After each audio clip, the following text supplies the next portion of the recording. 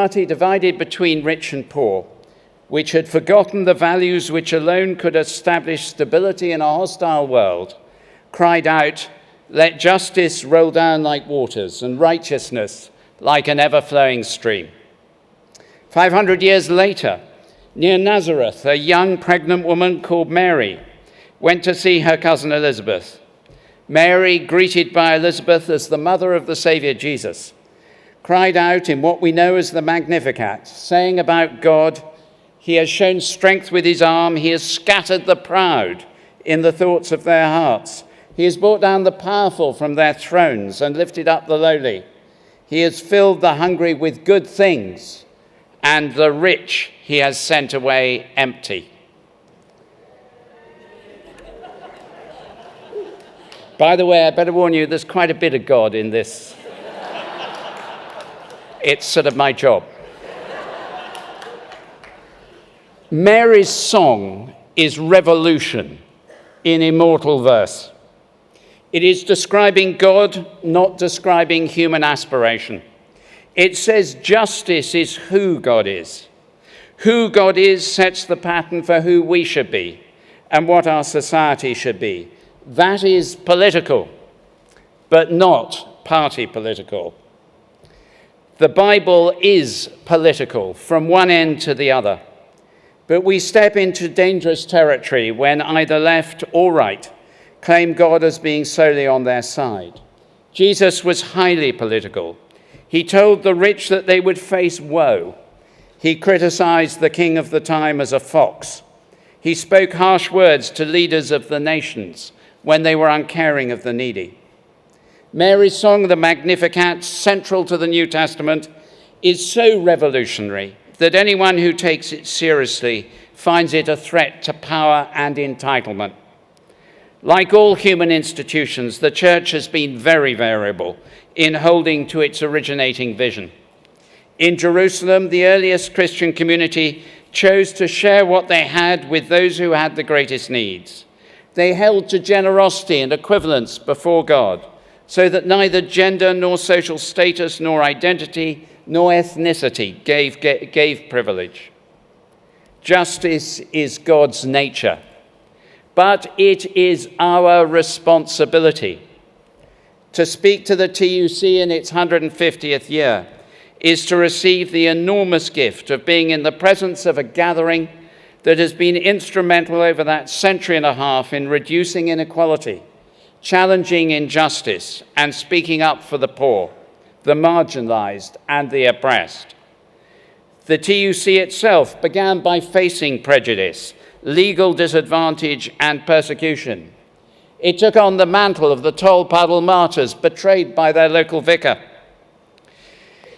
It took many years for that to be unwound, probably right until the years of social change, which began after 1910 and were brought to an abrupt halt by the outbreak of the Great War. In 1879, my predecessor, Archbishop Tate, met with the TUC at the urging of a number of Christian leaders to begin the process of changing the Church of England's scandalous hostility to unions. In the years that followed, one of those clergy who'd called the meeting, Bishop Lightfoot of Durham, together with Bishop Westcott of Durham at another moment, were involved in mediating between mine owners and mine workers to try and bring the very minimal levels of humanity that were so clearly absent in the privatized pits before the 1940s. All this is not mere history, nor is it long ago and far away. Contrary to the proverb, the past is not a different country, and we still do today many of the things that were done in the past in different forms, things that diminish human dignity and treat labor as a mere resource like capital. In 2007, I was asked to go to Liverpool as Dean of the Anglican Cathedral there. It was one of the happiest periods of my life, not only for me, but also for the whole family.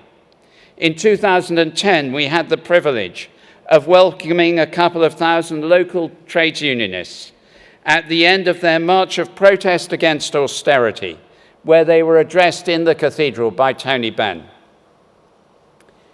In Liverpool, the bitterness of the docks remained.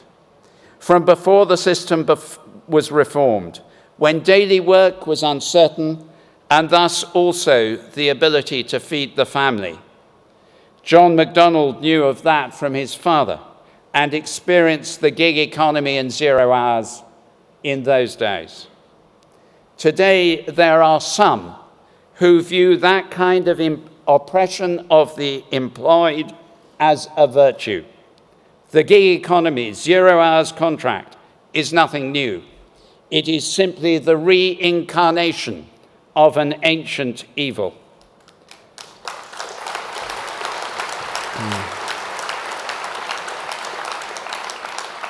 And God says, "Let justice flow down like waters, and righteousness like an ever-flowing stream." Great and historic advances were won over this last century and a half by the determination and vision of working men and women in trade unions. Not everything was perfect. Not every decision of every union was without fault.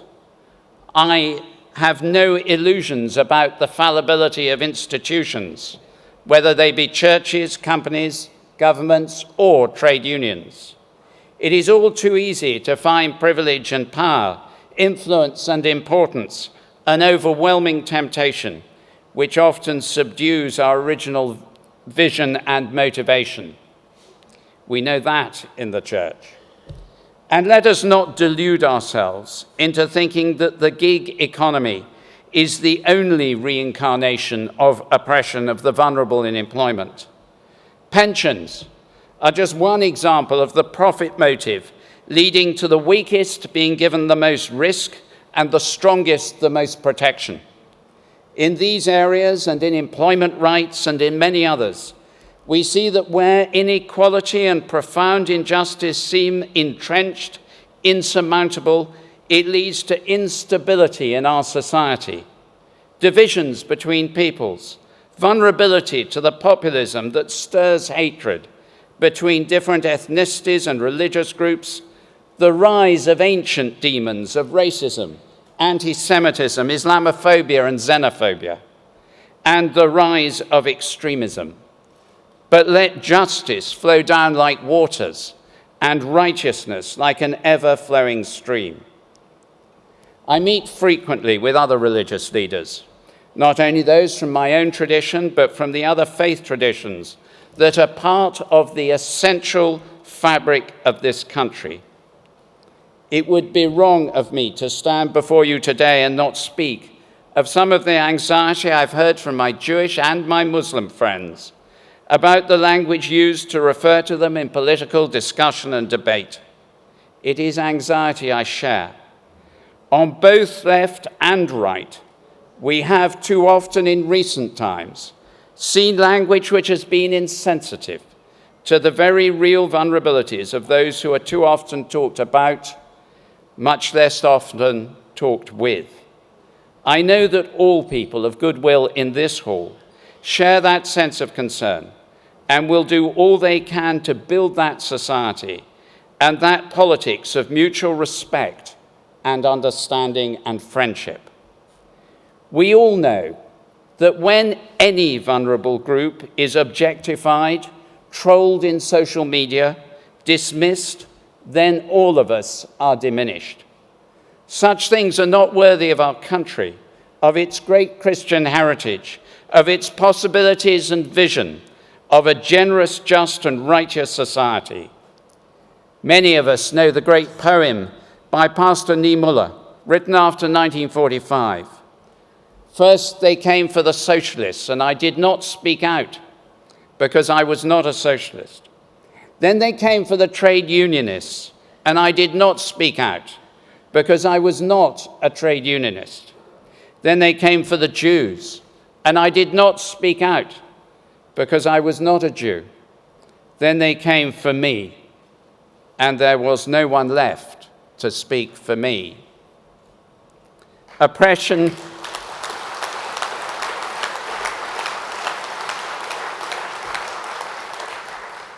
Oppression of minorities, division, instability and economic injustice march together. A few weeks ago, it was reported that households are now even more indebted than they were in 2008. That is the result of low pay, an economy that allocates rewards through power, not for labor. The result is that debt support charities, including one based in Bradford, of which I'm a patron, Christians Against Poverty, find more and more people crowding to their doors, caught in debt slavery. More than that, when these charities help them, strengthening their families, working with them to negotiate with their lenders, it has been the understanding that the creditors would contribute so that the charity can help people get their life back on track. A full third of lenders and debt collectors simply fail to contribute. That is not an economic decision of the market. It is a failure of common human decency and values. It says no to the common good, to solidarity, and God replies, but let justice roll down like waters and righteousness like an ever-flowing stream. It is for us to bring justice, for trade unions, church, government, everyone in society. The alternative to our action is a destructive fatalism. A book was published last year called The Great Leveller. The author's pessimistic thesis is that inequality has only ever been addressed through war, famine, disease, revolution, and natural disaster. He gives an example of privileged societies. Among many, he looked back at the Aztec elite, who, as he puts it, and I quote, wore featherwork and jade ornaments, lived in two-story houses, ate the flesh of human sacrifices, drank chocolate, and did not pay taxes. Well, if you'll excuse a sarcastic remark, thank goodness we're not like that. By the way, before I'm accused of not liking chocolate, that is the one bit of the quote in which I have every sympathy for the Aztec elite. But not paying taxes speaks of the absence of our commitment to our shared humanity, to solidarity and justice. If you earn money from a community, you should pay your share of tax to that community.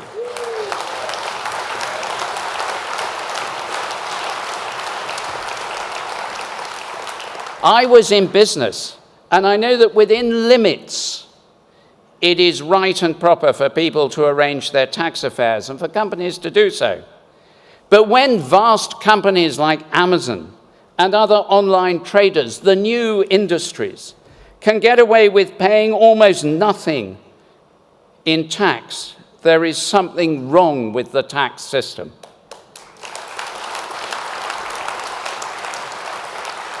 They don't pay a real living wage, so the taxpayer must support their workers with benefits. And having leached off the taxpayer once, they don't pay for our defense, for security, for stability, for justice, for health, for equality, for education. Then they complain of an undertrained workforce from the education they have not paid for.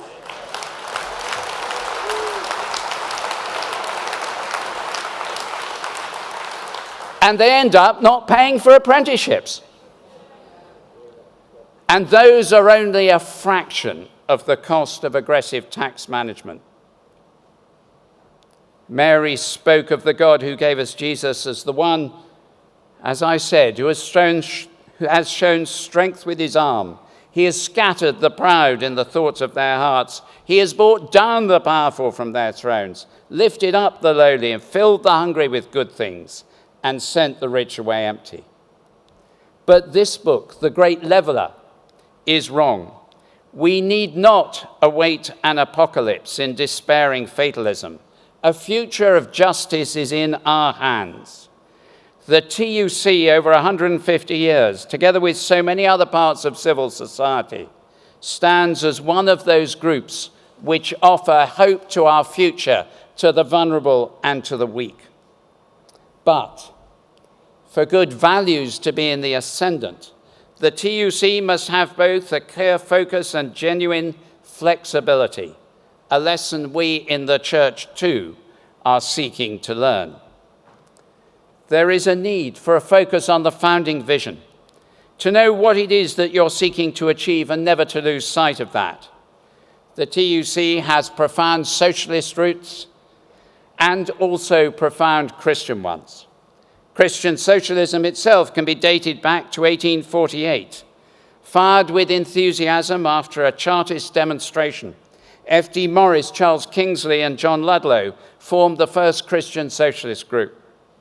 The Christian faith teaches that all men and women are created equally and they are created in the image of God. This belief was shared by an increasing number of activists through the years. At the same time, the influence of what were then called the nonconformist churches was seen in the organization of trade unions and cooperatives, and ultimately in the foundation of the Labour Party. At the heart of the TUC was the vision that for every oppressed worker, there should be an organization which will speak truth to power with conviction and strength, not only in the public sector, but in every area of work where the weak face the powerful and the hungry face the satisfied. There must be unions in the gig economy. There must be unions in industries being automated, unions wherever workers are vulnerable. There must be a new unionization, or, President, there will be a new victimization.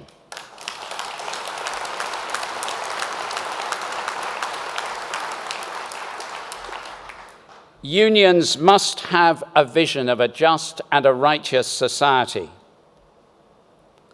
Power and influence are not zero-sum games. When we seek the common good, all benefit. The world in which we live at the moment, in which for people at lower levels of income, real earnings are virtually the same as they were almost 20 years ago, rising by just 1.7%, and lower by 7% than at the crash, as was reported in the BBC this morning, is matched by the 11% increase in FTSE 100 chief executives' remuneration over the last 12 months. We need genuine living wages that enable people to save more than £10 a month if they're lucky, and put an end to the days when replacing a fridge or a car tire is a household crisis. Unions are crucial to achieving real living wages. 5 years ago, I said to the chief executive of Wonga that I wanted credit unions to compete him out of business. Well, he's gone.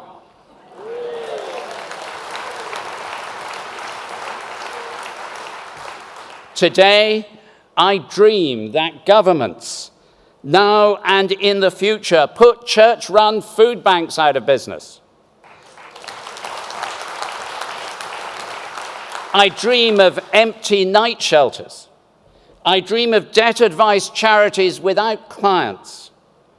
When justice rolls down like water and righteousness like an ever-flowing stream, the food banks close, the night shelters are empty, families and households are hopeful of better lives for themselves and their children. Money is not a tyrant, and justice is seen. But this is not a vision for government alone. Governments of any party, all parties, will fail, act foolishly, be far away. Only partnership between government, civil society, including unions and churches and everyone else, business and community, can heal the sicknesses of society now and in the future. But with focus on our aims, there must also be flexibility. Your own paper on the future of work speaks of the monumental changes before us.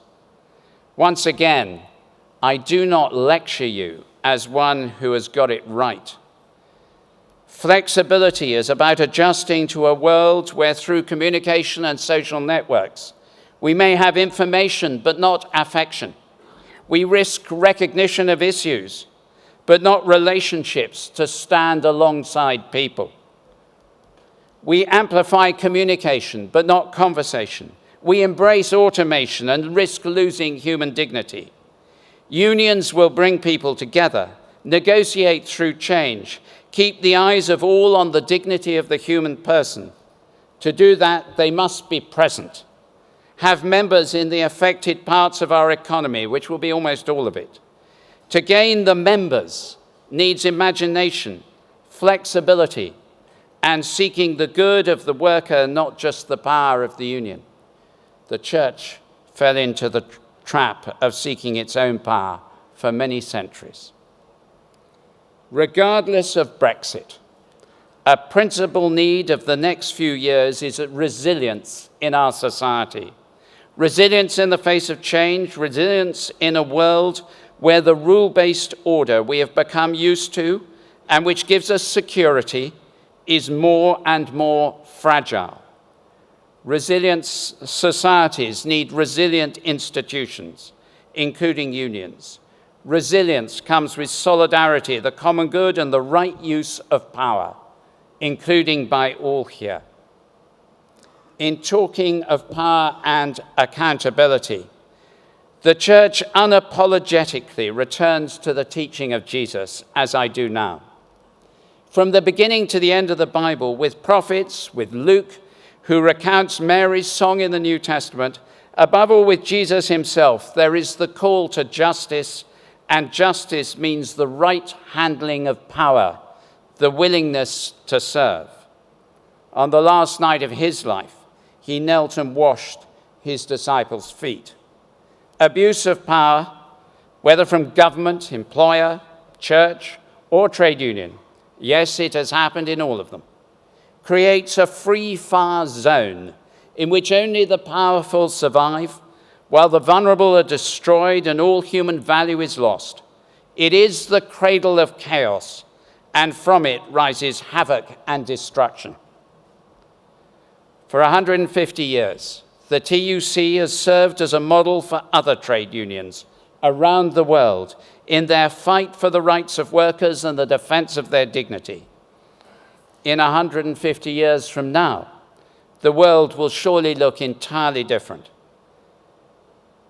But if we adapt, if we all adapt, if you adapt, the church also, serving the common good, helping to establish justice, acting in righteousness, not frightened and self-protective and power-seeking, but courageous and self-giving, then we may expect with joy that in this land, justice will flow down like waters and righteousness like an ever-flowing stream. Thank you, Congress.